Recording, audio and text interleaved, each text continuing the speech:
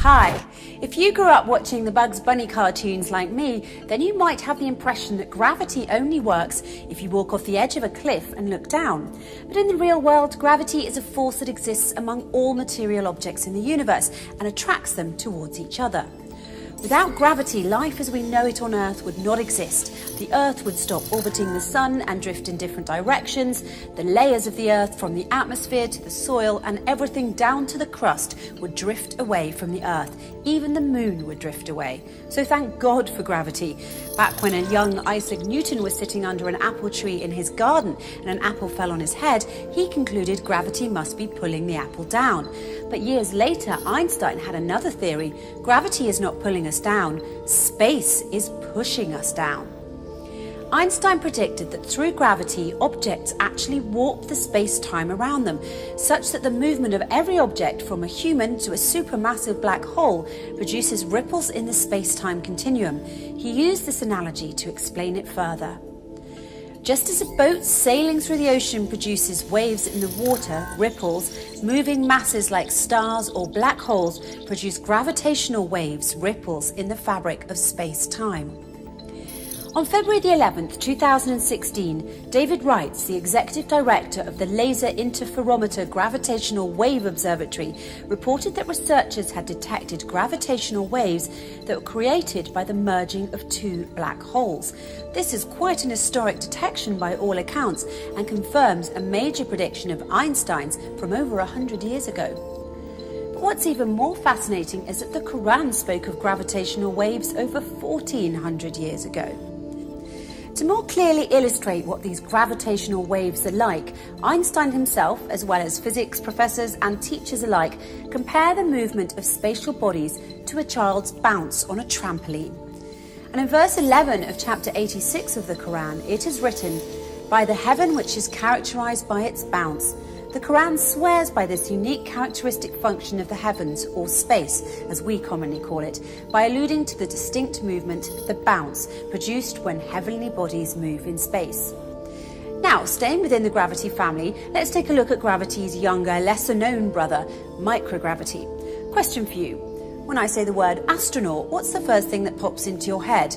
I'm going to go ahead and guess it's not the word swimmer, right? Because astronauts fly up into space, the exact opposite direction from diving into the ocean. But did you know that astronauts have to be really good swimmers? Why do astronauts need to know how to swim so well? Because according to NASA, floating in space is a lot like floating in water. So much so that NASA has built a massive pool, 10 times larger than an Olympic-sized one, so their astronauts can train for spacewalks by going for a swim. The pool is called the Neutral Buoyancy Laboratory, and it simulates the conditions found in the weightlessness of space. The underground laboratory contains 6.2 million gallons of water and is used by astronauts decked out in their full spacesuits to carry out the tasks they'll be expected to perform in space. With the assistance of scuba divers, astronauts train 7 hours in the pool for every 1 hour they'll spend on a spacewalk. Interesting. There's no water on space, and yet NASA trains their astronauts for spacewalks in the world's largest swimming pool. You know what else is interesting? The Quran linked space with water as well, when it said, "And it is He who created the night and the day, and the sun and the moon, all in an orbit are swimming." That's right. The Quran used the word swimming to emphasize the microgravity and weightless environment of space. Now let's take a quick look at the transmission of gravitational effects. After all, if space has waves and ripples like water, then what's to keep anything in its place and stop it from just floating off? 2 words: gravitational anchors, a term coined by the physicist Robert Tootle in 2012. To understand this better, let's borrow a beautiful analogy from the physicists Thomas van Flandern and Jean-Pierre Vigier, who explain the transmission of gravitational effects by asking us to imagine a buoy floating on the surface of the sea. The buoy is connected by a chain to an anchor that is holding it in place. If the anchor is moved, the chain causes the buoy to move too. In turn, the buoy's motion sets off waves in the water. If we translate this analogy into gravitational language, the anchor is the source mass, the chain is the gravitational force, and the buoy is the target mass. The waves in the water caused by the buoy's movement and induced by the motion of the anchor travel in the water and are analogous to gravitational waves. Fortunately for planet Earth, research has shown that our Sun is the gravitational anchor of the solar system. At the same time, the black hole at the centre of nearly every galaxy, including our own, acts as a gravitational anchor for the galaxies, holding them together in space.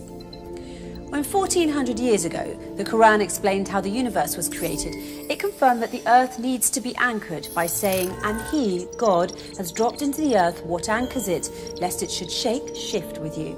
In another verse it is written, "He, God, made in the earth what anchors it from high above." It's worth mentioning that the Quran uses the verb dropped and the term from high above it in the above verses because, interestingly enough, in 2016, David Wrights proved that gravitational waves from those colliding black holes in space pass through Earth. But there are some who would use the concept of gravity to go in the other direction and argue that there is no such thing as God. In his book, A Universe from Nothing, Why There Is Something Rather Than Nothing, Lawrence Krauss says that the total amount of energy in the universe is exactly zero. This is the case because the universe's positive energy in the form of matter is cancelled out by its negative energy in the form of gravity. In other words, gravity balances matter. Therefore, the net energy of the universe is zero, meaning that the universe is essentially nothing. Krauss argues that if the universe really adds up to nothing, then why must we feel compelled to invoke God to explain its cause? Well, don't worry, Mr. Krauss. When you say gravity balances matter, the Quran addresses this too. The Quran points out that what anchors the earth balances everything when it says, "We have spread out the earth and dropped into earth what anchors it, gravity, and caused to grow therein of everything, matter, in due balance." So, let's take a minute to appreciate this wonderful pull of nature we call gravity. Even though it often feels like gravity becomes 20 times stronger when your alarm clock starts to ring in the morning, without it, our world would quite literally be in chaos.